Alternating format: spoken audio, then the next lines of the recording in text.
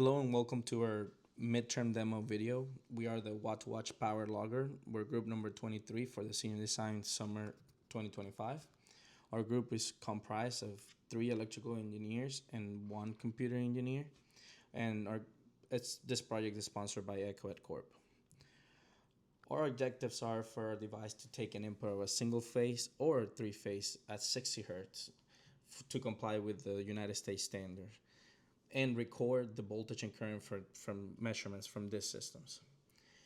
The device will record voltage and current readings every 15 minutes and keep a log of at least the most recent 30 days. This data will be stored on a cloud server. The device will use this voltage and current readings to generate the power consumption and store it along with the voltage and current. It would also keep the record of the highest voltage and current and power usage of the last 30 days.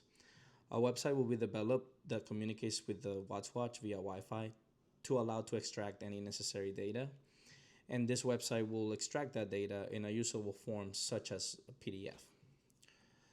Our specifications as shown on the screen. The 3 specifications that we will be testing in this video will be our maximum input voltage on a 240 volt system or 120 volts per line, accurate timekeeping at less than a minute difference from the global clock, and accurate current measurement at less than 15% error. This here is the main PCB of our WattsWatch program. It is comprised of 6 subcircuits. The first subcircuit is the current measuring circuits. It has 3 circuits in order to measure 3 different phases of current. The next subcircuit is the voltage measuring circuits, which is also 3 circuits to measure each phase of a 3-panel phase system. The next subsystem is the main MCU circuit, which is comprised of the MCU and the USB. The next subcircuit is the 5 volt to 3.3 volt regulator, which is used to power the MCU. The next subcircuit is the 5 to 9 volt regulator in order to power the integrator for our current CTs.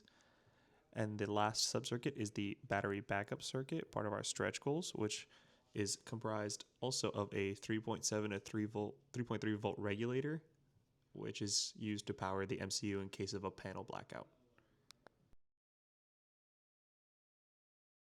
Seen here is the 5 volt to 3.3 volt regulator. Currently it is off. The LED is also off. I'm going to turn on the power. 5 volts in. We are reading good output power. The LED is on. And here on the multimeter, we're reading 3.3 volts out. Here is our 5 volt to 9 volt boost switching regulator. Currently it is off. There is no power running to it. The LED is off. I'm going to input 5 volts to it. Regulator is now on. The LED is illuminated. And then coming over to the multimeter, we are at 9 volts. Here is our main PCB board. Starting up here on the top, this is the voltage input that will be coming from our panels. Those lead directly into our 3 voltage measuring circuits here in the middle, as well as the power supply that turns 120 volts into 5 volts 3 amps. Over here on the left hand side are the 3 current measuring circuits. Down here is the MCU subcircuit. Once it has been implemented, this is the space for the battery backup system. This right here is the 5 volt to 3.3 volt regulator. Right here is the 5 volt to 9 volt regulator. This is a 5 volt bypass that allows us to power the system without needing to connect to a panel. Right here is a AC input bypass that allows us to send a signal to the voltage measuring circuit that mirrors the signal that will be coming after this voltage transformer. Right here for the MCU, we can see that there's 2 LEDs flashing and lighting up. This is a test that we had done in order to show that we can upload code into our MCU. We have also done another test code that allows us to connect to the Wi-Fi, which was successful. Currently we have 1 voltage measuring circuit and 1 current measuring circuit soldered. That is because we wanted to test and do any debugging that we need to do with the circuit, make sure that we're getting the right signals before we implemented the other ones. Thank you to our sponsor for hooking up our device to a panel. This shows that the panel alone and subsystems to power the MCU and everything are properly working.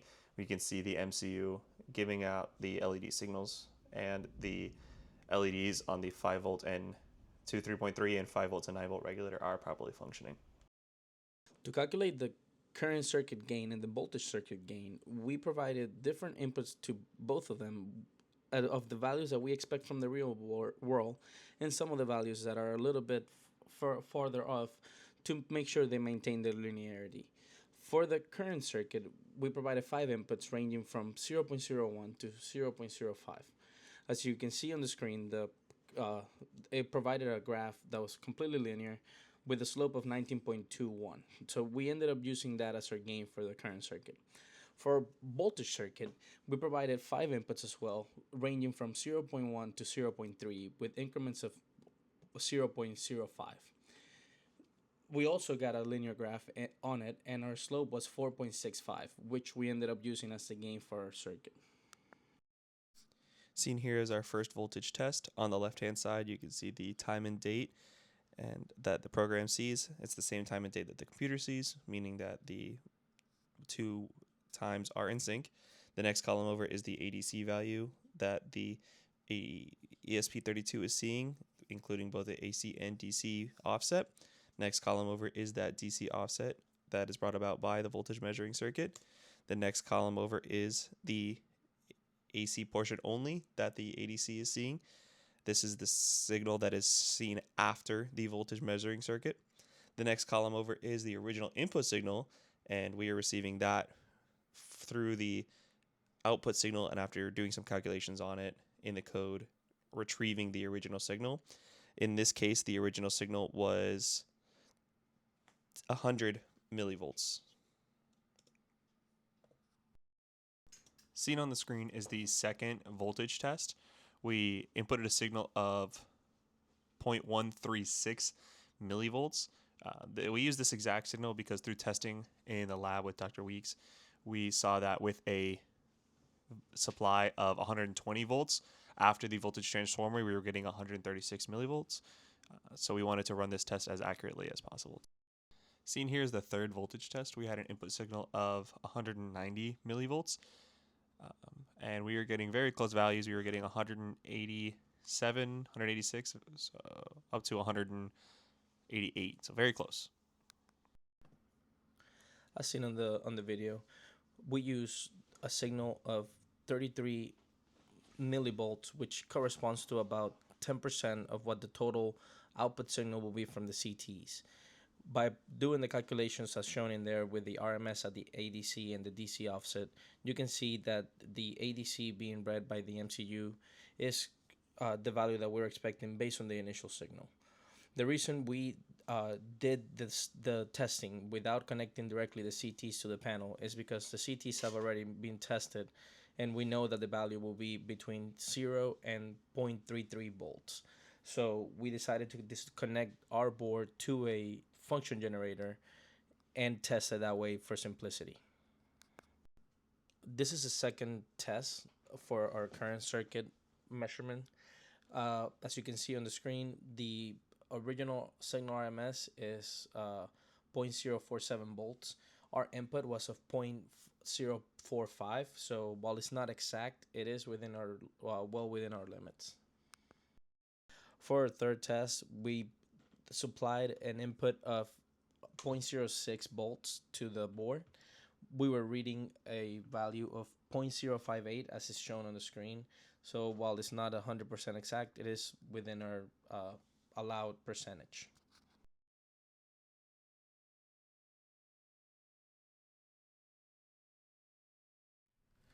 So this is our login page here.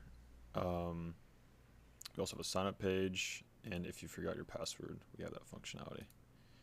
So I'm going to create a test user here to show you that it'll pop up in the database.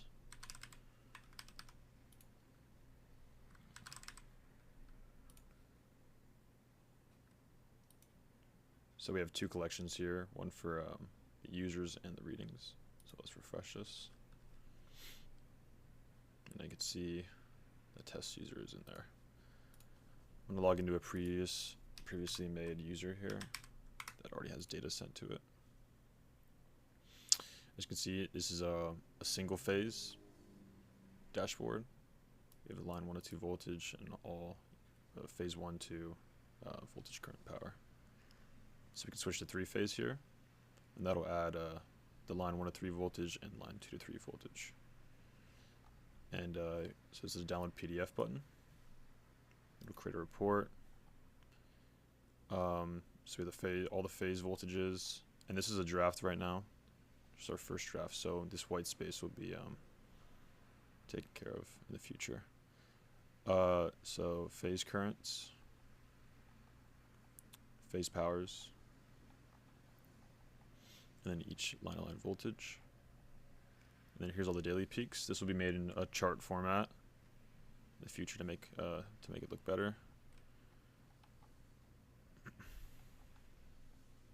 And then these are the all-time peaks. So this is our format for all the readings.